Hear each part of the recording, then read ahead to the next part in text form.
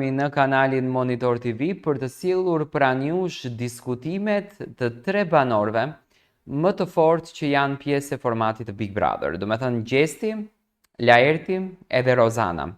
Tani Laerti dhe Rozana kanë diskutime të njëpasnjëshme.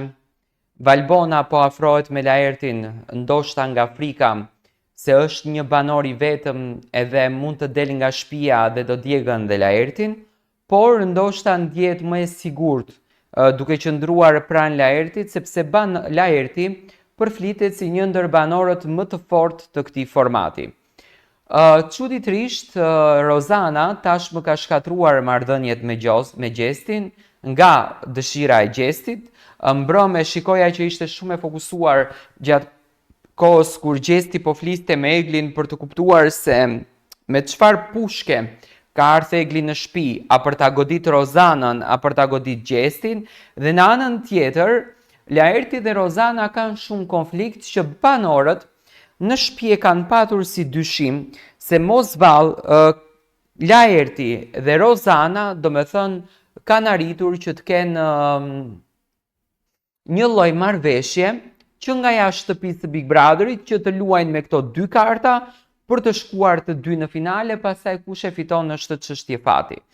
Rozana ka patur diskutime shumë të forta duke quajtur që Laerti mua nuk mund të më nxjerrë tradhtare, do të thënë një diskutim që e ka bërë edhe gjatë orëve të vona mbrëm në dhomën e make-upit me Valbonën, dhe nuk mundem ta toleroj Laertin deri në këtë pikë që të vi dhe të denigroj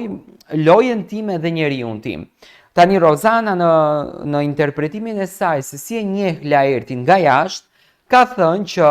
unë kam pirë vetëm një kafe me të, edhe pse tani ato të 2 banojnë në një hyrje. Këtu unë dyshoj tek Rozana dhe te Laerti që nuk janë të sinqertë edhe kanë përdorur këtë kartën që të shkojnë sa më lart në Big Brother. Ndërsa Gjesti mundohet që të nxjerrën gabimet e Laertit në pak që edhe shumë po përmendet kjo puna e bilbilit në shtëpi.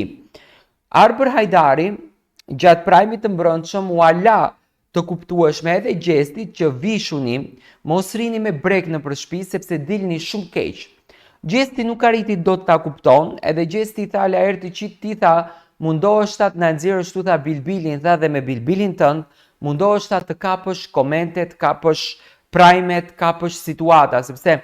Gerta ishte mërzitur shumë se Laerti kishte thënë që po më afrohesh mua se të ka marrë malli për burr, tani mua nuk më duke njerëzore këto komentime që po bëhen. Dhe Rozana në asnjë mënyrë, do me thënë, nuk jam mbështetën Laertit gabime që ai bën dhe do me thënë ja pret direkte me thik.